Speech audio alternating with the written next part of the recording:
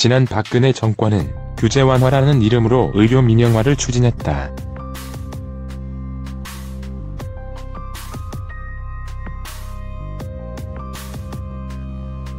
의료법인의 영리자회사 설립을 허용하고 영리부대 사업을 확대했다.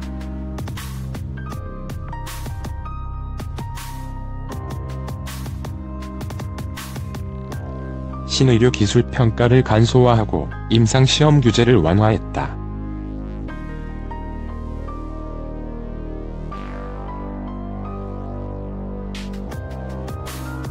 규제의 빗장이 열리면서 줄기세포를 필두로 각종 의약품과 화장품, 의료기기, 의료 서비스 등이 쏟아져 나왔다.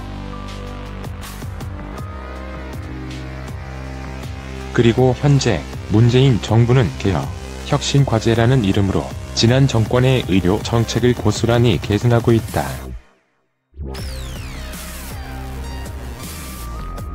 정부가 의료산업의 규제 완화를 외치던 의료자본과 한 배를 탄 건 지난해 여름부터다.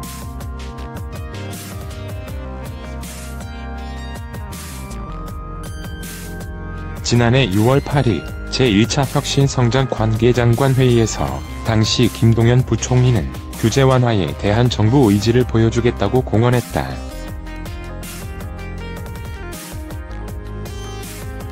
곧 한국경영자총협회는 영리병원 설립 허용과 원격 의료 규제 개선 등 9건의 혁신성장 규제 계획 과제를 기재부에 건의했다.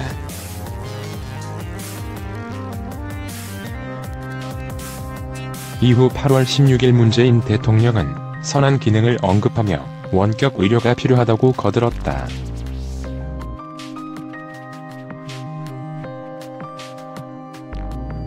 한 달 후인 9월 20일 더불어민주당, 자유한국당, 바른미래당 3당 간사 합의로 지역특화발전특구에 대한 규제 특례법 전부 개정 법률안 약진규제특구법이 국회 본회의를 통과했다.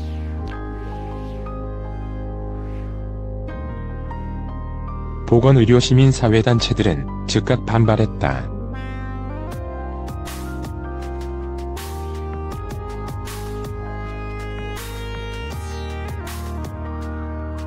규제특구법은 병원 자본이 병원을 사고 팔 수 있게 하고 부대 사업을 무제한적으로 펼칠 수 있게 하는 국민의 생명과 안전 관련법을 풀어 기업이 돈벌이를 할 수 있게 하는 악법 중의 악법이라며 철회를 촉구했다.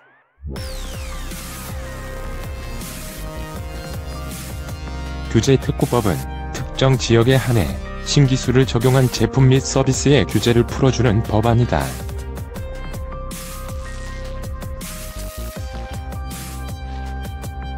시도지사에게 규제 자유 특구 계획을 세울 수 있는 권한을 부여하고 중소벤처기업부 장관에게는 규제 자유 특구의 승인 권한을 갖도록 했다. 지자체장이 임의로 신사업이라고 규정하면 기존 법도 적용받지 않는 특혜를 받을 수 있다.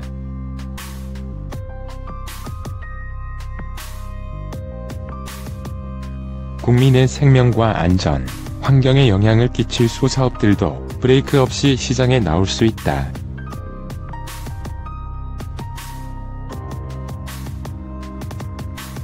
(1) 헬스케어 특위, 기업들의 신문고.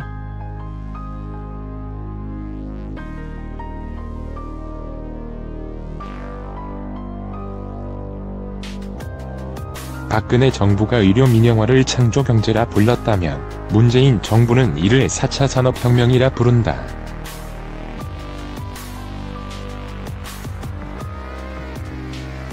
정부는 전세계 비즈니스 리더들이 4차 산업혁명의 가장 큰 수혜 분야로 헬스케어를 꼽았다며 헬스케어 산업에 대한 경청과 지원을 예고했다. 국민 건강을 증진하고 새로운 일자리까지 창출하는 꽉 먹고 알 먹는 사업이라 홍보했다.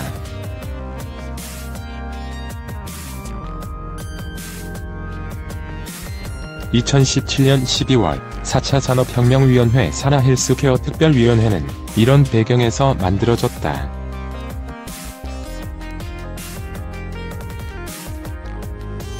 이들은 1년간 4차 산업혁명 대응 계획을 모색하겠다고 밝혔다.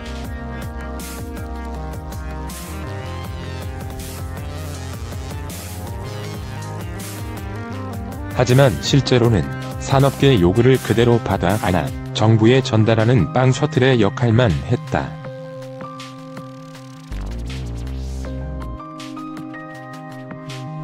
마치 1년 안에 뽕을 빼겠다는데 내용은 실로 방대했다.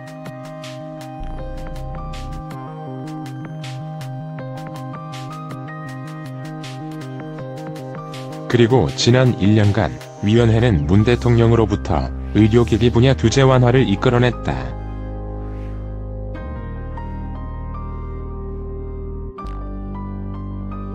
체외진단기기는 신의료기술 평가를 거치지 않고 신속히 시장 진입이 가능해졌고, 국내 출시가 불가능했던 융복합 의료기기의 인허가 및 유통도 가능해졌다. 2018년 6월 헬스케어 특별위원회는 스마트 헬스 분야의 6개 주요 과제 추진 계획을 밝혔다.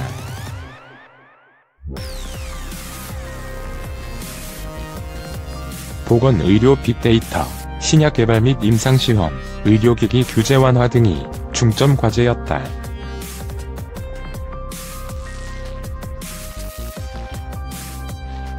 의료 민영화의 끝판왕인 원격 의료 도입과 의료 빅데이터 활용 등도 요구했다.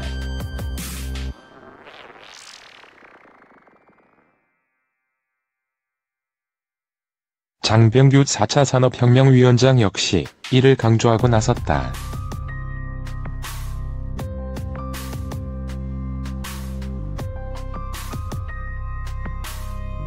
도대체 왜 정부 위원회에서 의료자본의 이해를 대변하는 정책들을 쏟아내는 걸까?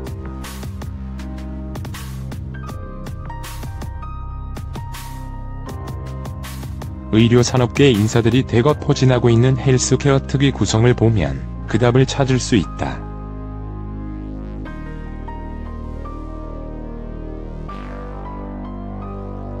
헬스케어 특별위원회는 1명의 위원장, 10명의 산업계 위원, 7명의 학계 위원, 3명의 연구계 위원, 4명의 정부 부처 위원으로 구성돼 있다.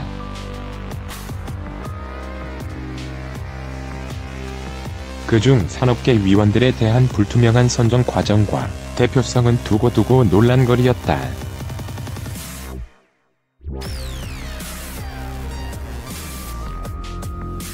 실제로 산업계 위원 10명 중 7명은 의료기기, 체외진단기기 업체 출신이다.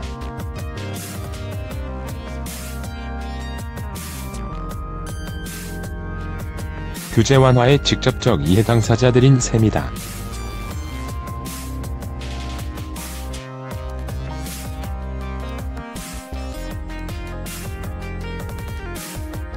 이 같은 연유로 헬스케어 특위 발족 후 7월엔 의료기기 규제 완화 대책이 대거 나왔다.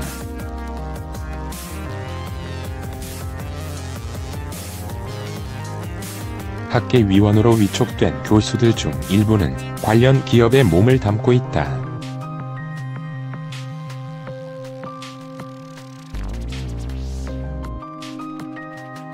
특히 장장호 세월셀론텍 대표가 줄기세포 분야의 공식적 대표자로 참여하고 있음에도 줄기세포 기술개발 기업과 관계를 맺고 있는 인물들이 위원장 및 학계 대표로 위촉됐다.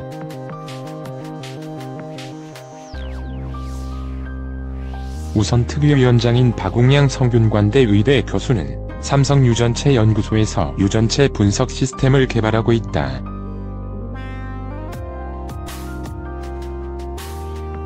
또 마크로젠이라는 생명공학 벤처기업 전문업체에서 2006년부터 3년간 사내이사로 재직했다.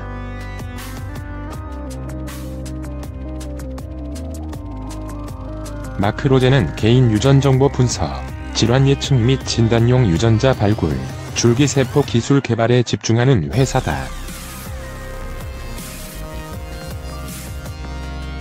박윤정 서울대 치의학대학원 교수는 2016년 주식회사 나이백에서 경영개발기획본부장, 전무이사 등을 맡았다. 나이백은 펩타이드 헬스케어 전문 기업으로 의료용품 및 기타 의학 관련 제품인 치아 미백제, 치과용 고리식제 제조 사업을 비롯해 화장품 사업까지 하고 있다. 박 교수는 나이백의 주식 4.20%를 보유하고 있다.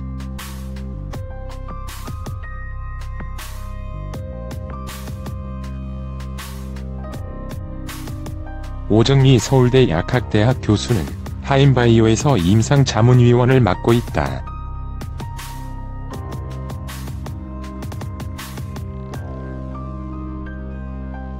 하임바이오는 차세대 항암제 신약 개발, 건강기능성 제품 개발, 스마트 헬스케어 등의 사업을 하고 있다. 오 교수는 2011년부터 1년간 의료기기 판매업체인 NK바이오연 셀텍의 사회이사를 지내기도 했다.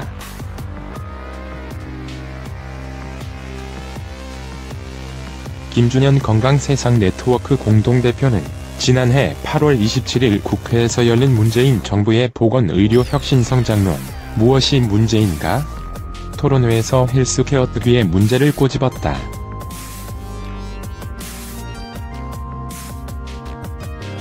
김 공동대표는 문재인 정부의 규제 완화 방식은 지난 정권에 비해 보다 위협적이다.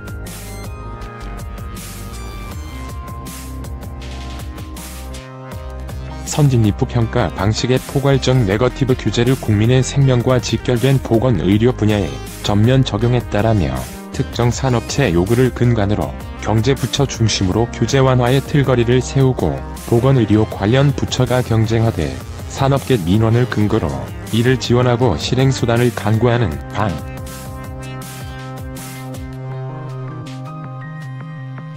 이 의료기기 휘뚜루 마뚜루 규제 풀었다.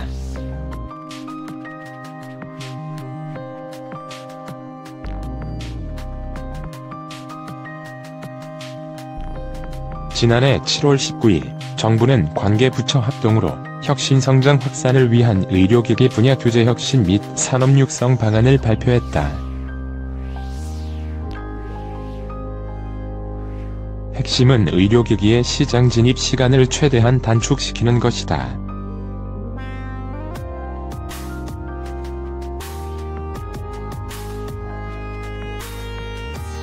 이에 따라 신의료기술 평가 절차를 현행 280일에서 250일로 단축하고 보험 등재 심사와 신의료기술 평가를 동시에 진행하는 등의 방안을 마련했다.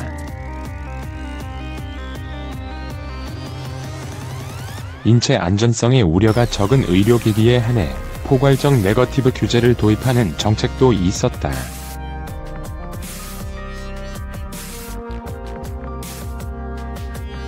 예를 들면 체외진단검사 분야의 경우 사전평가에서 사후평가로 전환해 개발 후 1년 넘게 걸렸던 시장 진입 최대 391일 80일 정도 최대 310일 대폭 단축시키는 것이다.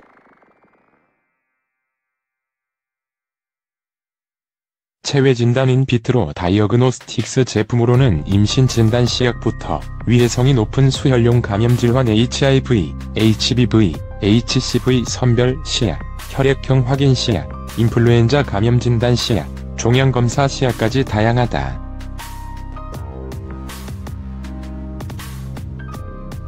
전진한 보건의료단체 연합정책국장은 평가 절차에서 탈락해온 부실한 의료기기를 어떻게든 시장에 진입시키겠다는 업체들의 요구를 반영한 정책이라며 불필요한 진단기기가 도입될 경우 환자는 과도한 검사에 노출되고 그에 따른 의료비용을 지출하게 될 것이라고 경고했다. 체외진단기기의 규제 완화는 원격 의료의 선행 조건으로 꼽힌다.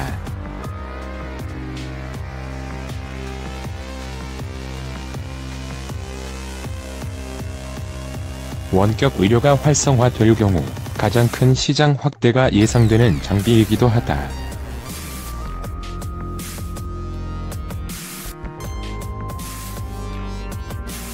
원격 의료 확대 움직임 또한 이어질 것으로 보인다.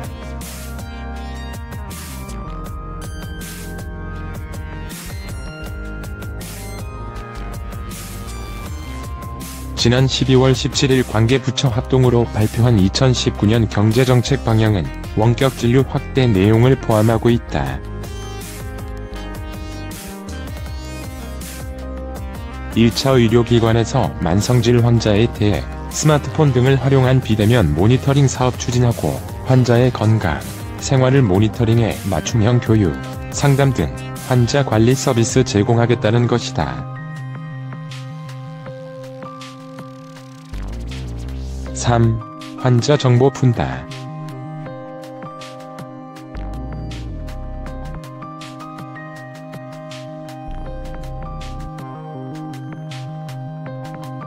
기업이 개인의 건강 및 질병 정보를 합법적으로 취득할 날도 얼마 남지 않았다.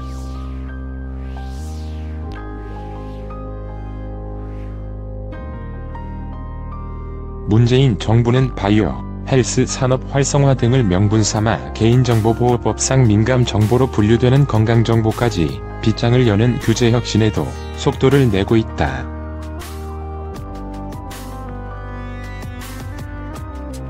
이렇게 되면 민간보험사는 개인의 건강정보를 활용해 맞춤형 보험 상품을 설계하거나 보험 가입 시 보험금을 높이며 이윤을 창출할 수 있다. 병이 많은 사람은 아예 보험 가입을 거부할 수도 있다.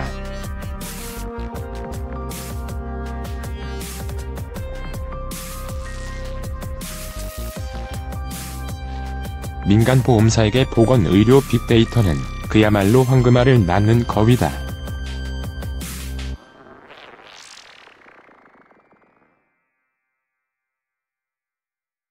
지난해 10월 4일 문재인 대통령이 참석한 가운데 열린 일자리위원회 회의에서는 개인 의료 데이터 활용 범위 구체화가 규제 혁신 방안의 하나로 꼽혔다.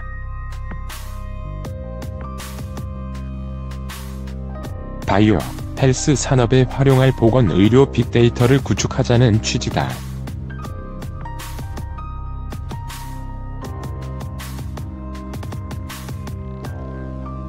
이를 위한 제도 개선 방안으로 보건복지부는 올 상반기에 건강정보의 보호 및 활용에 관한 법률 가층을 마련하기로 했다.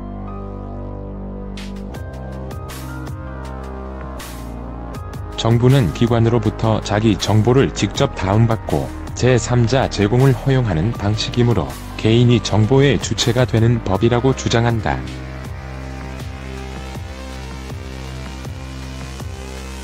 이를 데이터 이동권 확립, 국민의 데이터 주권 찾기라고 표현하기도 한다.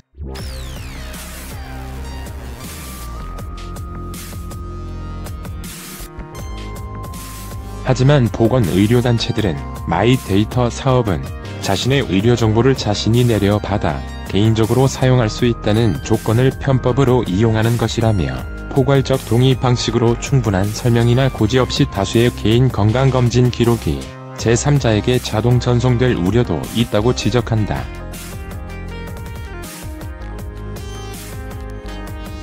산업통상자원부도 39개 대형병원 5천만 명의 환자 개인정보에 대한 바이오 헬스 빅데이터 플랫폼 구축 사업을 2020년까지 완료하고 기업들의 상업적 활용 및 해외 진출을 꾀하고 있다.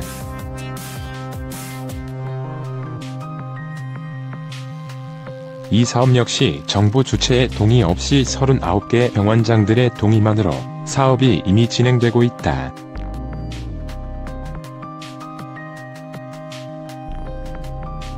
한편 기재부 등 관계 부처는 올 상반기에도 서비스 산업 활성화 대책을 발표할 예정이다.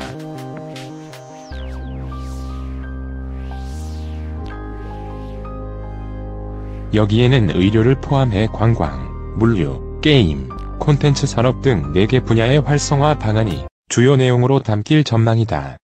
워커스 51호